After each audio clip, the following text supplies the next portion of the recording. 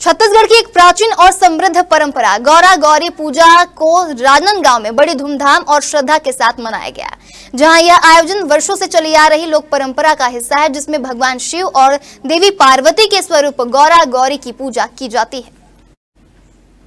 तो वह इस परंपरा की शुरुआत दीपावली से पहले ही हो जाती है, जब ग्रामीण और शहरी अंचलों में गौरा गौरी की मिट्टी की मूर्तियां बनाई जाती हैं। दीपावली की रात लक्ष्मी पूजा के साथ घरों में रौनक और पूजा पाठ का माहौल होता है।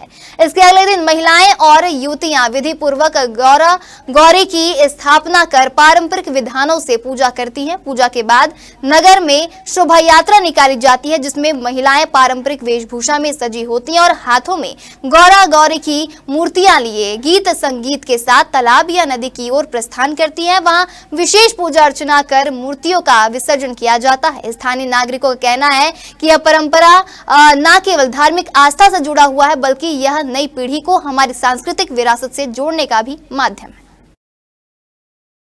कि गौरी गौरा जो हमारे मोहल्ले से है, वो मेरी जन्म नहीं हुई थी तब से चले आ रहे हैं।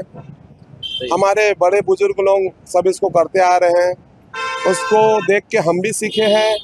और दीपावली का जो रहता है, लक्ष्मी पूजा के तक के भागम भाग रहता है शहर में। सभी लोग छोटे से बड़े इतना भक्त रहते हैं, जब तक माता की पूजा ना हो जाए।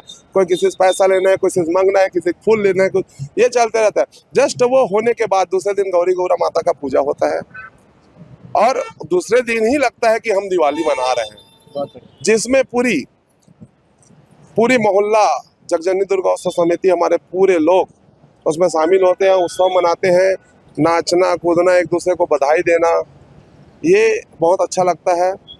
और मैं चाहूँगा माता जी से, यही चाहूँगा कि माँ हमारे मोहल्ले को, हमारे पूरे शहरवासी को, पूरे देश को अच्छा रखना, कि हम लोग हमेशा इस तरह से अच्छे से ही त्यौहार मनाते रहें, खुशी मनाते रहें, कभी किसी को कोई तकलीफ ना आए।